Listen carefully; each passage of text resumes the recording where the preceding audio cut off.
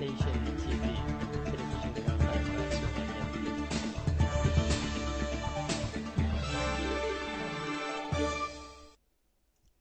22 qof ayay ku jireen 3 wasiir ayaa ku dhintay qaraxa ka dhacay Hotel Shamu oo ay ka dhacaysay xaflad qalin jebin ah. wasiirada ku dhintay waxaa ka mid ah wasiirka tacliinta sare Professor Ibrahim Xasan Cadow, wasiirka caafimaadka qaran Aadan Khamar Aadan iyo wasiirka waxbarashada Axmed Cabdulaahi. waxaa kaloo qaraxa ku dhintay Dr. Shahiid oo ka mid ahaa macallimiinta jaamacadda.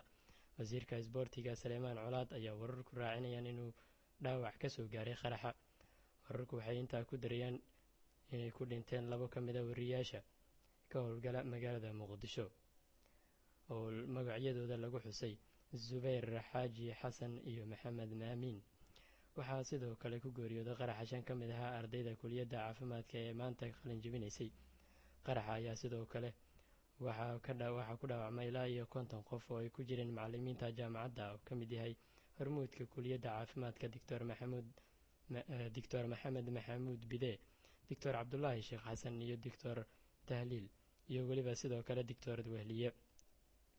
Dr. Maxamed Yuusuf oo ah agaasimaha isbitaalka Madiina ayaa NTV u sheegay in isbitaalka la keenay tiro gaaraysa ilaa iyo 46 qof oo dhaawac ah, kuwaasi oo qaarkood qaba dhaawacyo halis ah. agaasimaha isbitaalka waxa uu sheegay in 5 qof oo ay isbitaalka la keenay u dhinteen dhaawacyadii ay qabeen.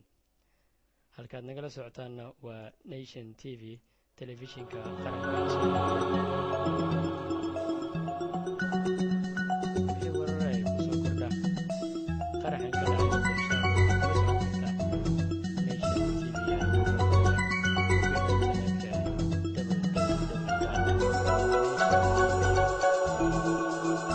tv.com.